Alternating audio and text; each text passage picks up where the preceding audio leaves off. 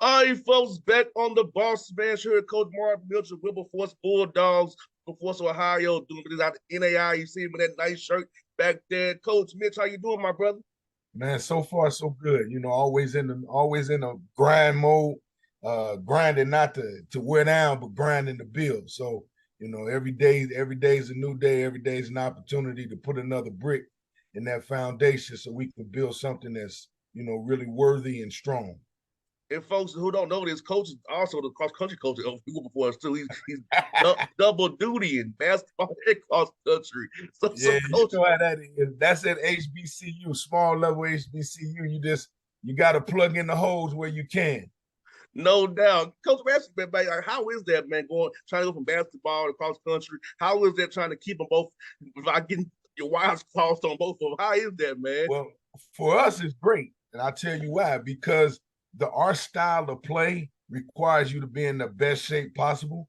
And the way that we train allows us to simultaneously train for uh, any event that we're in, and then mainly cross country. Our young people this past weekend, this past Friday, they really did well in the Wright State event, and they competed ahead of a lot of other teams who that's their whole focus. And we train to compete, and we train to be in great strength and great condition. And all five of our guys did really, really well. And Coach Mitch, let me ask you this, man. Taking a job in Mr. COVID, man, how tough was that in 2020? Taking a job in the middle of COVID, not knowing what's going on, people was pretty much shut down. So I was just trying to build a program and a roster and firing guys in the middle of a pandemic like that. Well, I tell you what, it's because I'm an educator by trade. So what happens is when things go the other way, you pivot and you're able to pivot just like you were making a lesson plan and things went south in the classroom. You got to make a pivot. Well, for us, it was a great pivot. I'm gonna be honest with you, because we didn't have to prepare to play games. All we were able to do was prepare to build culture. And that was the best thing ever for us. That's why I would like to think that we are where we are today, because we took that time instead of worrying about playing or who we had or what this looked like or how that was going to be. We just worried about building culture and getting the right young people in our culture so that we could build a great foundation, and the foundation that we have to this day. No doubt, Coach. Like I said, sometimes people try to look at records, and I'm like, and you can't look at records sometimes because you don't know what the circumstance is. Being ABCU myself, sometimes say I understand. Yeah, Sometimes circumstances don't allow you. Just you gotta go play buy games and yeah, travel yeah. all over the country to raise money. Right. It's like it's not so black and white as the record. That's true. You understand what's behind that record. And I feel That's like true. sometimes ABCU schools, the coaches get the short end of the stick because you have to go play for money and get your Yeah. head beat in non league, and Yeah. then you look. Come on, you know what time of day it was, but they use it against you, coach. They want to get rid of you. Yeah. Yeah. They ask you to go get the money, raise the money. You get your head cracked, you the sacrificial lamb. The next thing you know, you out of there. I mean, come on now. Yeah, it's There it crazy is. though. It really Yeah. is. Oh, no doubt, man. No doubt. But like I tell people, you know, you have to, in this business, you have to make it really central about one thing, and that's going to always be about the young people. And the more you make it about them and less about everybody else's narrative, you got a shot, because you'll start to really invest in the people that you need. You'll invest in them to the point where you build such a relationship that relationship will manifest itself in a lot of different ways, from on the court when you're in ball games, from tough situations after the ball game, from eating, you're out in a facility eating, and if you got really good people and you're invested in them, they'll reciprocate that by demonstrating different things to you on the court. When things get tough, they'll fight through it. They'll do the things that you need them to do, and then they'll really surprise you. because some things that they may have not demonstrated prior to, they'll do it because you've invested in them. You get out in the community, guess what? They'll show you what you've invested in. Our guys, I never forget, we were on a trip, and when we travel, we're different from a lot of times in the southern HBCU to the northern HBCU because we don't play against a lot of HBCUs. We play against a lot of the, PWIs or WIs. We play against a lot of them. So when we go and we're traveling places where we got to sit and eat. And it's so funny to watch, the Caucasian community react to us when we come in and sit down. And they get to talking to our guys and they go, "Oh my." And I'm like, "What did you think you were gonna get?" We're not we ain't in the zoo. Our guys are good guys. So you'll be surprised when you watch them manifest the things that you poured into them. You'll be really surprised with that. But that all comes from the investment that you make into them. No doubt. Like I know some of them, like you said, we go to some of them cities like Murray, uh, Richmond, Yeah. Kentucky, and Yeah. all of them. Yeah. I'm like, you feel so like I'll tell you a story. Like we played East Tennessee State, right? Yeah. We on the town square, coach. they called the 5 on us, the 12s on us, bro. That's it. Bro, we're the town square. We ain't doing nothing. Hey, man, because they afraid of the congregation. When you start to bring that group together, either there's going to be great momentum moving forward or there's going to be some foolishness going on. But they don't realize that Black folks know how to act, and Black folks, when we congregate the fellowship with one another, not to come and cause mischief and mayhem.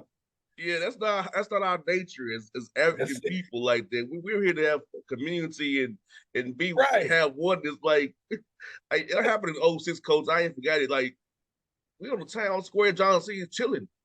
Yeah. I guess it was 200 too many of us.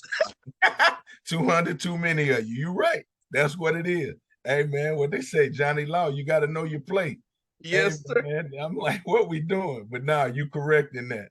Yes, sir. And coach, let me ask you this, man, for your guys, and as you look at a player want to brunch on your program, what do you look for them in the character off the court, not so much on the court, but look for the young man when you talk to his parents to see what he's about, to be fit your coach for the integrity piece, intelligence piece, and just being about the team and being about the right things. Well, it's interesting you asked that question because I get this a lot because I was fortunate to have coached at Ohio State. So when I was at Ohio State, the one thing that, everybody talks about is the brand. And you have to be able to recruit to the brand because you want people to be able to respect the brand, to build the brand, to move the brand. So because most of the time your first introduction to a young person is watching them on the court. And watching them on the court, if you get caught up in watching them score and different things like that, you'll miss a lot of the signs. So one of the first things I look for when I watch kids play, I look for if they can pass. If you can pass, it tells me a lot about you. It tells me that A, you have a really good feel for the game. B, you have a good understanding of how to deliver the ball on time and on target. But C, more importantly, that tells me you don't mind playing with that other person. Then when things go south on the court, you watch them walk off the court. And you watch the interaction. Let's say something as tricky has happened, coach subbed out. Kid could walk off the court one or two ways, embracing the fact that my teammate coming in and I can't worry about that. I got to stay focused on what my job is. And, I made a mistake, blah, blah, blah. And we keep it moving. And you watch that interaction with the coach and the team members on the bench. If that's a really good interaction, you got a shot. So that tells me, A, kid wants to do it the right way. B, kid has a really good IQ for the game. C, when they start walking off the court, they have a really good interaction. Okay, bingo. So now that lets me know that we can take this a step further. So then what you start to do is you start to build your circle around the kids that you're recruiting.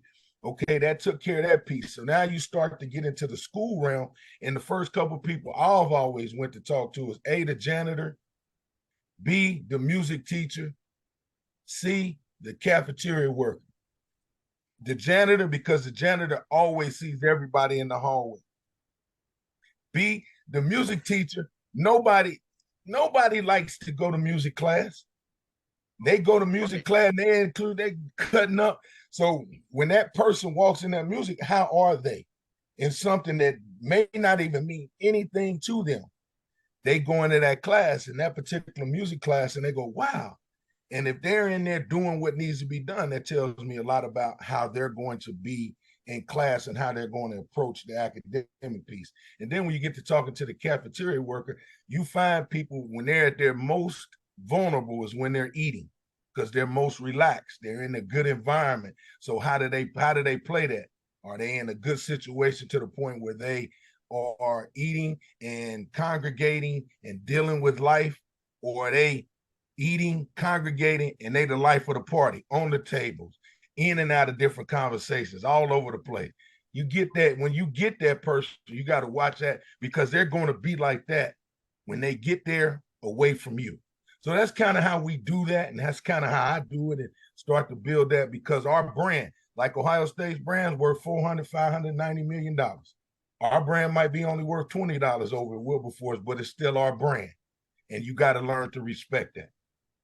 Yeah, Coach, you might not would have took me, Coach. I was playing spades and throwing dice at the lunch table. You might not would have took me, Coach. I was throwing dice and playing spades, man. Hey, man, and trust me on that. And everything has its place. And let's say you got your guys and everybody, we in between, moves, and everything's kind of calm, and they playing spades as a team. I'm cool with that. I ain't got no problem with that. That's just what it is.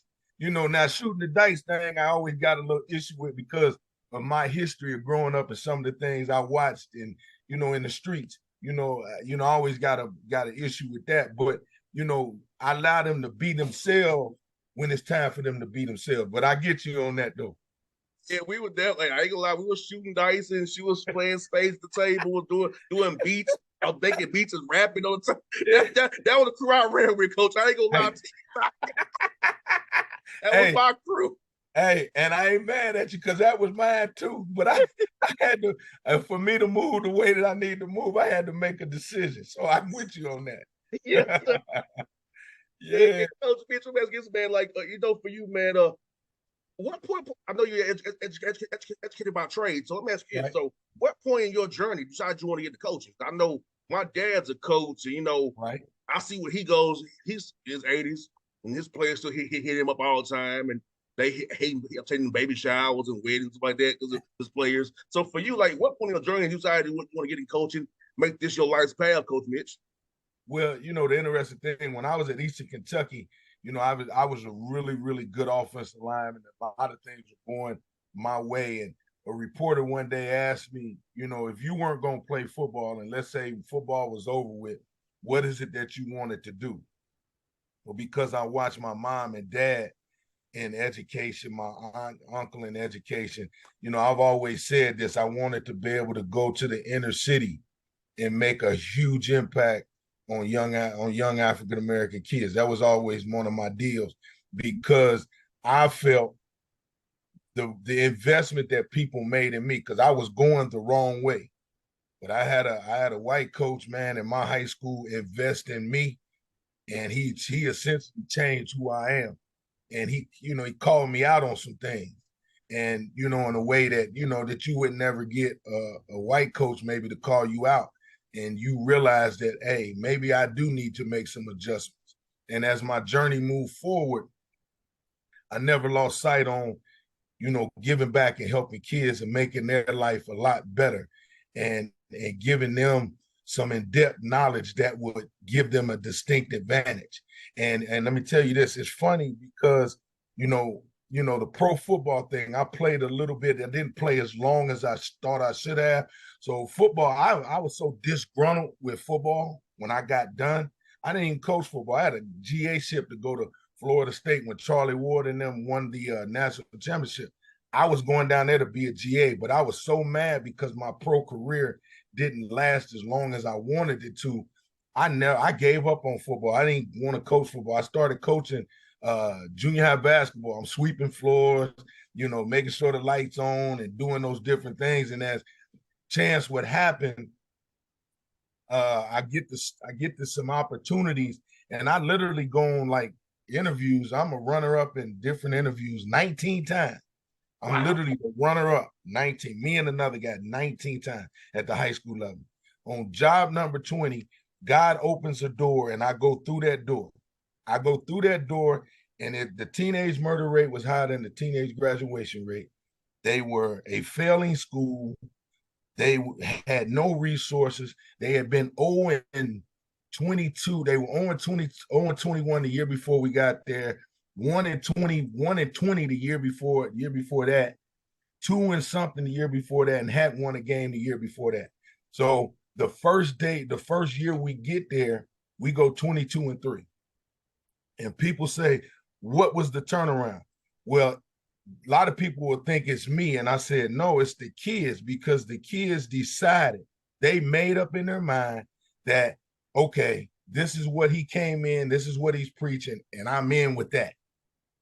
And we're going to follow this. And from there, I had a really, really successful high school career. And that matriculated into me building some relationships that end up putting me in a position to get to Ohio State, which allowed me to build further relationships that put me in a position to make impacts on young people. And one of the relationships that I had cultivated put me in a position to be here at Wilberforce. So doing all of that and opening all those doors allowed me to be able to live a life's passion in terms of really developing young people, African-American kids, to be able to be prepared for what's next. Because a lot of the coaching that I've been through has been at the really high level. So giving that back to them and then watching them take that, that's all that matters to me. That's really all that matters to me. And watching them grow and watching them develop, and then them come back and say, man, Coach Mitch, man, I appreciate that. Call me at 3 a.m, Coach Mitch, man, it's tough. And we talk about some things, baby showers, birthdays, like I told my guys when we were in high school, I said, man, I'm tired of going to funerals. Man, can we just go to a wedding? Let me come to a wedding. I want wedding cake. I don't want to go to the repast and eat that chicken. I want to give me some wedding cake. Let's do that instead of, burying people all the time. Let's do some of the things that are enjoyable in life. And we, as we talked about that, they gravitated to those things, and we were able to move them forward from there.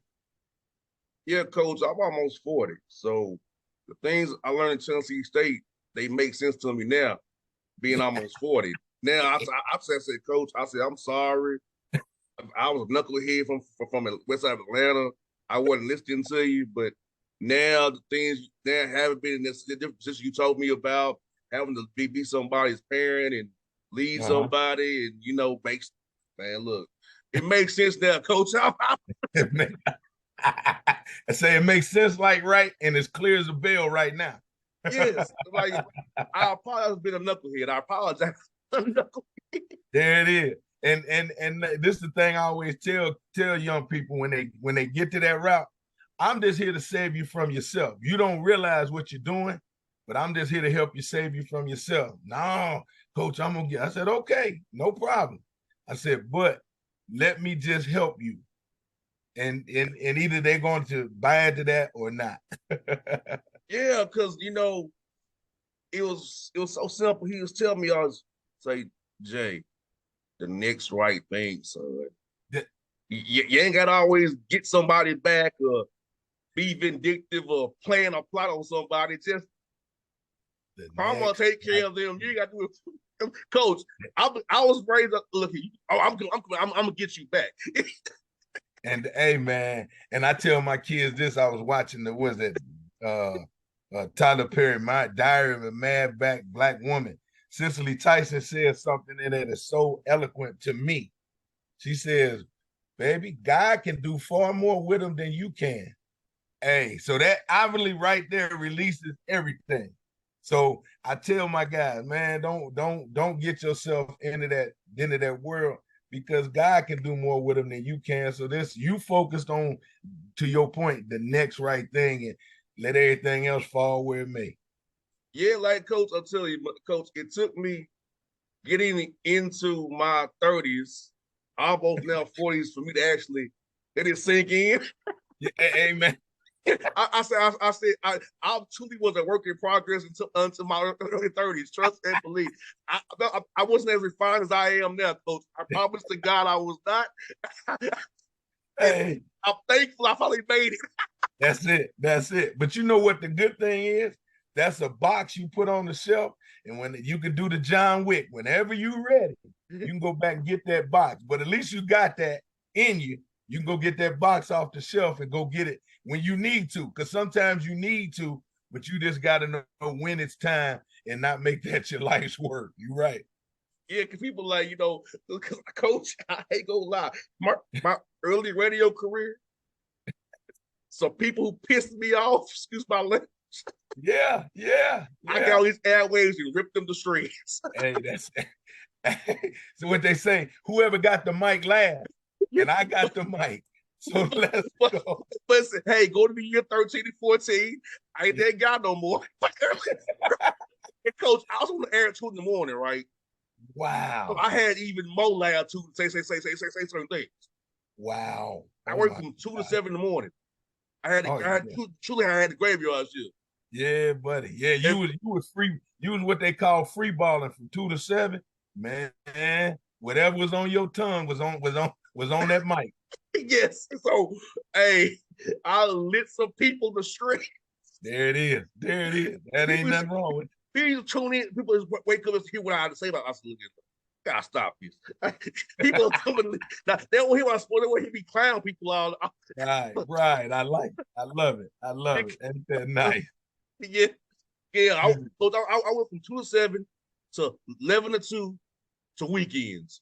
Oh my But now I'm goodness. doing my own thing. So Okay. I've Okay. definitely grown, but hey, also it's me, the deer and the truckers. There. I would hang. Which ain't a bad group to hang with. you know. Ain't a bad group. So yeah, I was saying I'm entertaining these people at the food to say certain things. And, it worked. It was shock jockeyism to it. It worked. It That's got it. me where I Job, was. job. Yeah, yeah. I like that. No Like look doubt. here. I was look here. All these dudes go on radio talk junk like Jim Rome used to. I can do the same thing as a brother. That's it. That's it. Bring That's barbershop it. talk to like that radio. Well, Ain't nothing wrong. early morning radio at that point. That's it. Barbershop talk to early morning radio. I love it. Yes, Ain't sir. that it? I Yes, love sir. it. What's so funny is that the guy came on after me was like, man, people don't want people tell me I'm born after come on after you. Well, brother, Hard I, act to follow. I like I'm eccentric and I'm electric. Like that's how I am, brother. You That's just a it. little dry. You look. I said, brother, you Carlton Banks, and I'm Jazz. That's what I Hey told. man, that's it. Hey man. Hey, but everybody got their lane. That's on him. He didn't carve out his own path. You Yes, know, you know, you, it ain't my fault. It ain't my fault I made it a tough act to follow. you got there right. So you gotta do what Man, I do, brother. Like you know how it that's it. is. And That's Coach it. Mitch, let me ask you, Coach Mitch, for you guys and scheduling games, man. Like, how's that go at your level? Um, Having to schedule non-con games for out of CAC. Well, here's the good thing with us is, you know, because the CAC is that independent world, we get a chance to kind of be really eclectic, if you would, to schedule some variety of games. And we have a wide variety of games, especially this year. And at Wilberforce, we've had to rebuild some relationships because in the past, Wilberforce has not been that iconic in terms of how to deal with schools and how the normal thing goes in terms of showing up on times, in terms of how do you leave the place after you're done, whether you win or lose. How do you play the game in a way that is your way, but you're still respectful of everybody that you're competing against. And we've been able to repair a lot of those relationships because of the relationships that I was able to build over my career. So that now it's made it a little easier because like with this time I know we got Miami of Ohio. Me and Sean Miller are really good friends, and we may end up getting a game with them. Shaka Smart and we were gonna get a game with Marquette, but distance played a role in that. And so with some of the people that I know and some of the relationships that I built, we've been able to do some really unique things. Like I know we come down to Clark, I want to say December the 9th. I think we're down there, but that once again, that's based off of a relationship that was built. And then it's tough sometimes because our style of play makes it really scary for some people. Like we played Ashland up in Ashland, Ohio, and they're one of the top NCAA D2 teams in the country. And we go up there and we beat them on their court. And they had been up undefeated. And we had beat them there. And people were like, whoa, wait a minute. So he didn't want to schedule us this year. And once again, that's a money game for us, but I get it. Then we turn around 2 days later, we beat Central State. And so our style of play is one of those styles that can be somewhat scary, but there are now some coaches who are really willing to open their doors so that we can continue to kind of grow our program and play some of these games to help our kids get some really unbelievable experiences. So we've done a really good job scheduling non-conference and scheduling some guarantee games. And like we tried to get with Coach Penny down at Tennessee State, because I know Ty, who's the women's coach. I know him really, really well. And Coach Penny, he never returned my call. So I guess that we'll try to get with that a little bit next year. Talk to him personally. You need to go talk to him. I need to go walk in his office and talk to him. Man, we'll let him know. Let him know. I'm saying my man, Coach Bitch, wants to holler at you, man. Wilberforce. Yeah. But I think what it could be is he's already playing fist. Yeah.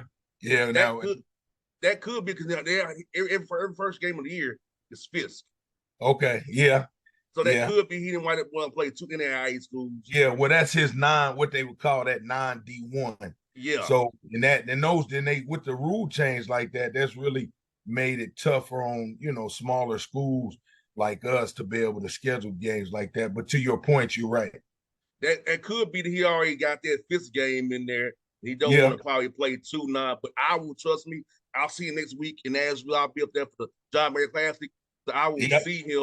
And I'll be like, hey, bro, let's hey man, I'm telling you, we love that opportunity because I could get my people from Memphis. They would love to come up and get some things. And me and Penny Hardaway are really good friends. And we were gonna get it. We had a situation set up with them, but they had already had too many non-D1s as well, because we were going to play Russ, and we were going to, kind of pair it up with Russ, Lemoyne, and Memphis.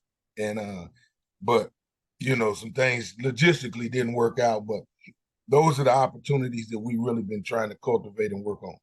Well, if you ever need any help with Kennesaw State, I'm cool with Petway. I'm cool with Johns Hayes at Georgia State. I'm cool with David Stoudemire at Tech. So okay, I can always talk to them brothers for you, man. Hey, I appreciate it. I know Jonas. I know the Jonas twins. I know them, the Hayes twins, really well because my uncle was the principal at Doug in Atlanta for years, and so I remember meeting them when they were still in high school, and we just kind of kept a relationship. And one of my former players is on their staff down at Georgia State, so it's a good deal though. But now we're gonna lean on it. We're gonna lean on you, my brother. Hey, brother. Hey, look, this is a true story. I have got games done by people knowing me. That's a true story. I have arranged games by places I have with certain coaches. I've done that. It's very true. I've done that in the past. I'm with it. Hey, guess what? We're gonna lean on you. We cultivating this relationship, and we're gonna lean on you, and we're gonna help each other, my dude. Yes, sir, Coach. I'm gonna tell you, Coach, before you go. When I was a kid in school, we did a project on HBCUs. What's HBCU down there do a project on? Wilberforce. Are you serious? Yes, wow. In 4th grade. Are you? Wow. Ain't that something? Well, Yes.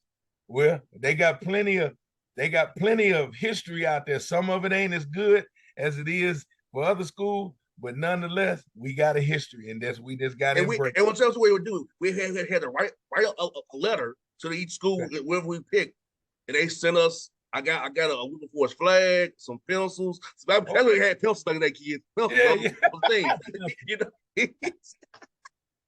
Pencil, And I got me a sticker to put on my wall. So yes, yeah. so that was probably in fourth grade. And how many years ago was that? 30 years ago. Ain't that something? Ain't that Because I'm 84. So that means right? that was 93. Yeah, yeah, yeah, So 30 yeah. years ago. Man, hey, man, wow, wow. So But it's full circle doing now. that 30 years later. full circle. Hey, but once again, like I always say, this thing of sports makes the world smaller. So there it is. But Coach Mitchell, it's been fun to talk to you, my brother. I'm getting them Like, offline, man. We can stay in contact with each other, man, and work together, man. And I'll see you at Clark on December 9th there, man. And yep, we'll get this thing going, brother. no doubt. I appreciate it. I'll make sure you have all my contact information. I'll email you with all of that information. Follow us on Twitter and Instagram, and you'll see a lot of the things that we're doing with our program. Like we journal a lot. We're reading a couple books right now. So we do a lot of things that are not just that about basketball, because we're about the investment of that total kid and developing them. So follow us on Twitter and Instagram, and you'll be able to see a lot of that. I'll share that with you via email here shortly.